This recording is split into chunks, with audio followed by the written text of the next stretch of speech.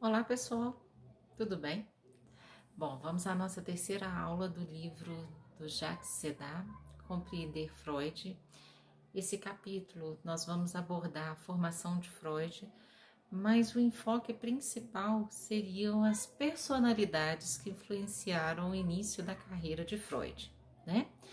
Bem, Freud nasceu na região da Morávia, no Império Austríaco.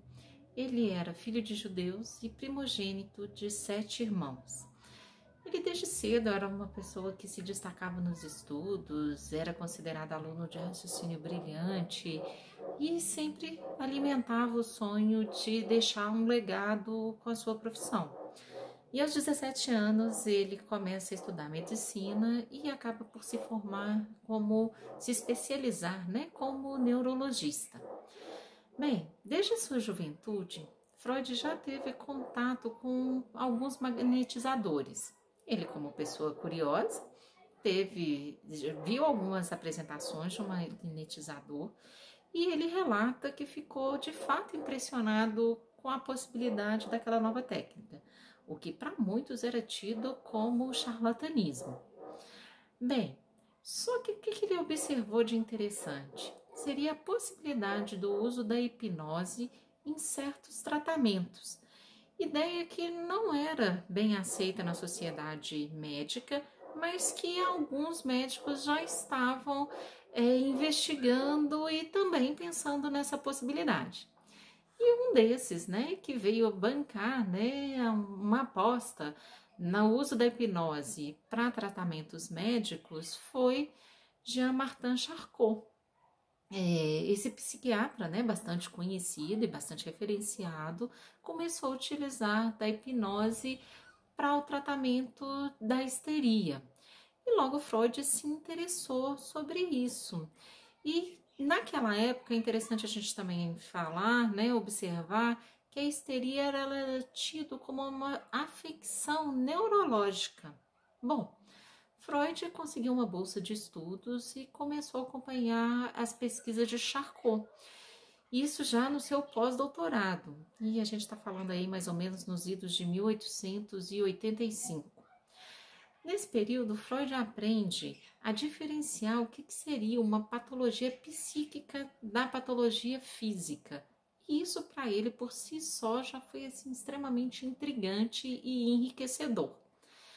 Agora, um outro caminho importante que Freud fez, que ele aprendeu, que ele trilhou ao longo desse estágio, foi ele priorizar os fatos sobre uma teoria. Então, ou seja, se na época a hipnose era tida como quase que uma possibilidade clandestina, como um charlatanismo, como eu já coloquei para vocês, mas que ele via ali uma possibilidade de resultados positivos, ele não se fechava, ele ia atrás para buscar entender mais, tá? Então vamos lá. Só que esse compartilhamento de ideais entre Charcot e Freud durou um período curto de tempo.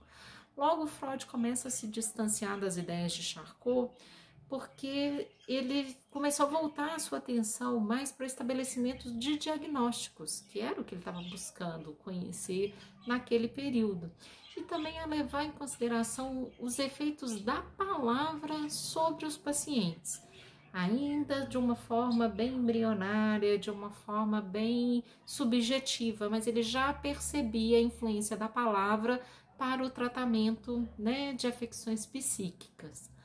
Bom, então, a continuidade das pesquisas de Freud acabam por levá-lo a acompanhar Biham e Libot. Esses dois cientistas abordavam a histeria e a sugestão, observando a influência do psiquismo sobre a neurofisiologia. E isso, para Freud, despertou um interesse bem interessante, apesar que a teoria deles é também um tanto quanto controversa, tá bom? Mas vamos lá. Freud chega a praticar sessões de hipnose, mais ou menos ali final de 1887, mais ou menos naquele período. Então, só que ele mesmo admite que ele não chegava a dominar a técnica, que não acontecia com ele o que ele já havia presenciado em outras sessões. Só que aí ele começa a questionar, até, né, durante essas pesquisas, essas tentativas, né, essa vivência dele, ele começa a questionar até que ponto a hipnose ia estar mascarando a resistência e impedindo desse modo o acesso à verdadeira causa das doenças. Porque assim, ele percebia, no final das contas, que o processo hipnótico poderia até ser real. O principal questionamento não era saber se tratava de uma farsa ou se não era uma farsa, mas será que teria valor acessar origens dos sintomas, as causas das doenças, se não fosse através do saber e dentro do tempo do paciente, dando realmente voz ao momento do paciente? Esse era um diferencial para Freud muito importante. Então, assim, diante disso, ele começa a perceber, né, que na verdade não é só, e a gente também observa isso na clínica atual, a gente não é só simplesmente estar consciente de uma verdade. Quantas vezes a gente não recebe até pacientes que têm, né, da racionalização, um grau de inteligência elevado como resistência, que eles sabem situar o que acontece com eles, quando começou, perceber as mudanças, até sugerir o que deve ser feito para evitar determinados conflitos ou determinadas questões da saúde mental, e ele não dá conta, né? Então, essa é uma reflexão que vale muito da gente fazer. Até que ponto que é simplesmente o saber. Então, dessa forma, a hipnose acaba perdendo o encanto, né? E ele acaba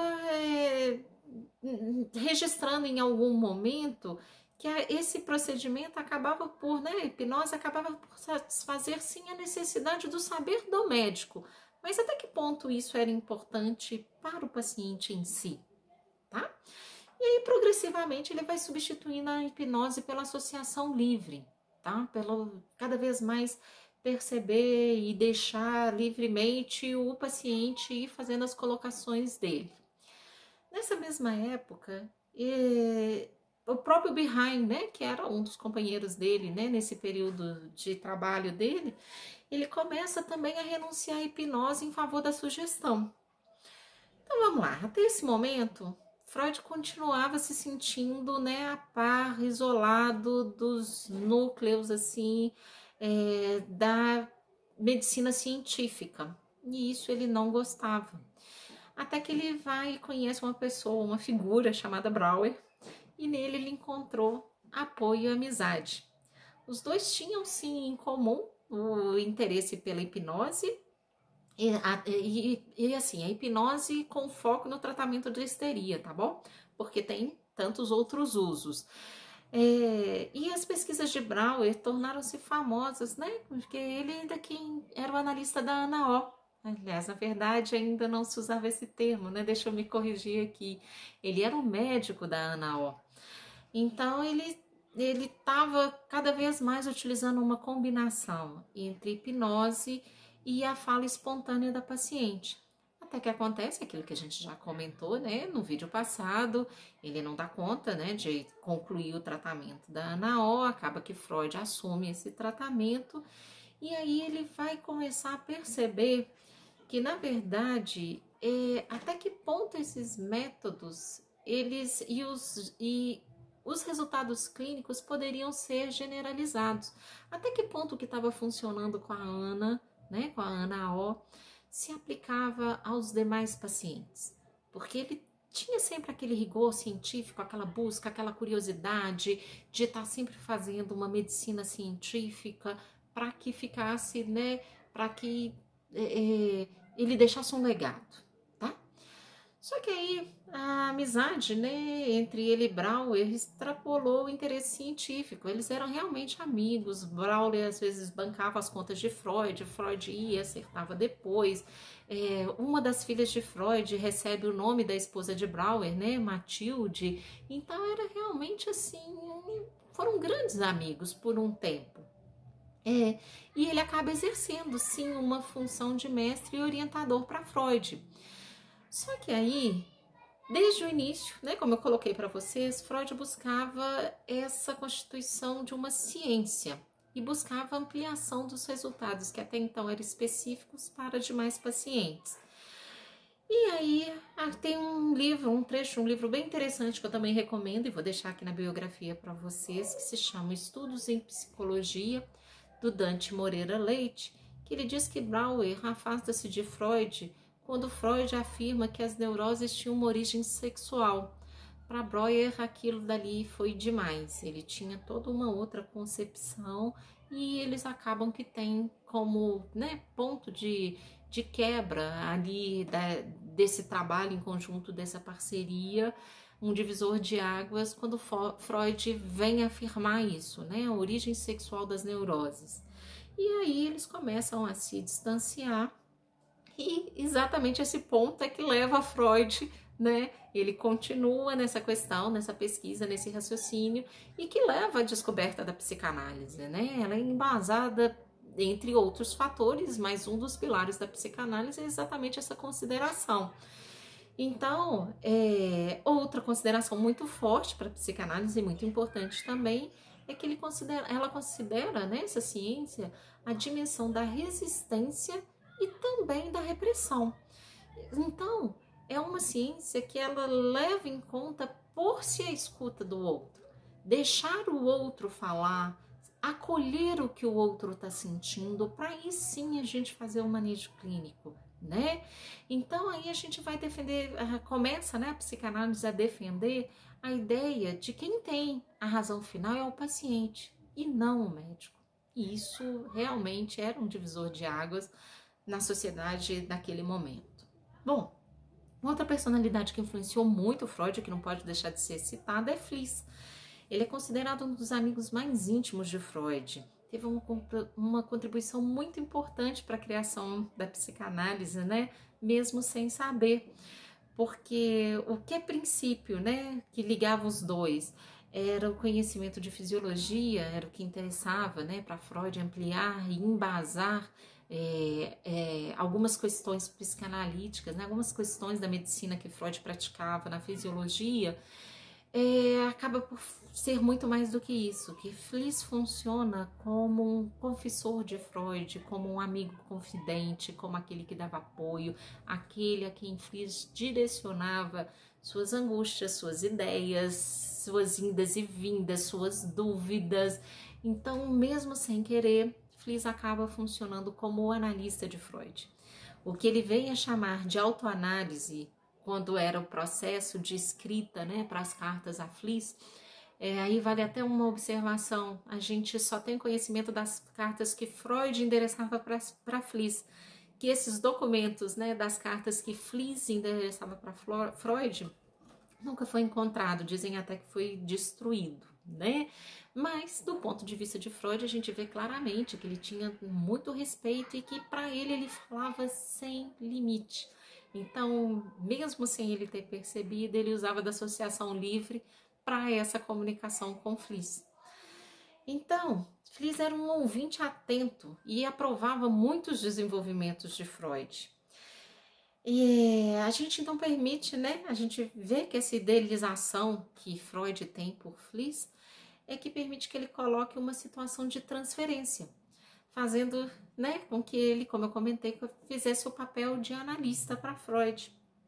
Então, assim, acaba que em um certo momento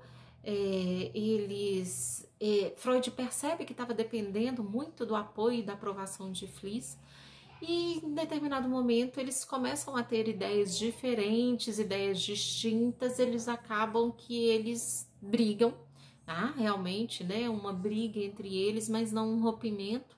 Eles continuam tentando ainda trocar cartas, mas a relação nunca mais foi na mesma intimidade. Aí, gente, eu quero fazer, né, ressaltar um ponto para vocês antes da gente terminar esse vídeo, que é a questão se existe ou não autoanálise, se é possível ou não a gente fazer isso.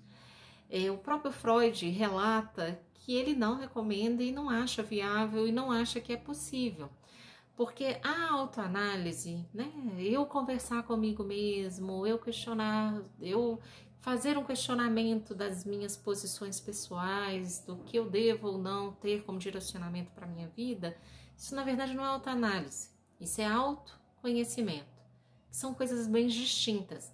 Para que ocorra a análise, é interessante e é necessário que se tenha um terceiro a quem a gente delega, né, um saber especial, e a partir daí a gente cria laços transferenciais, e estes laços transferenciais são manejados pelo terapeuta com muita técnica, com muito respeito, com muito estudo.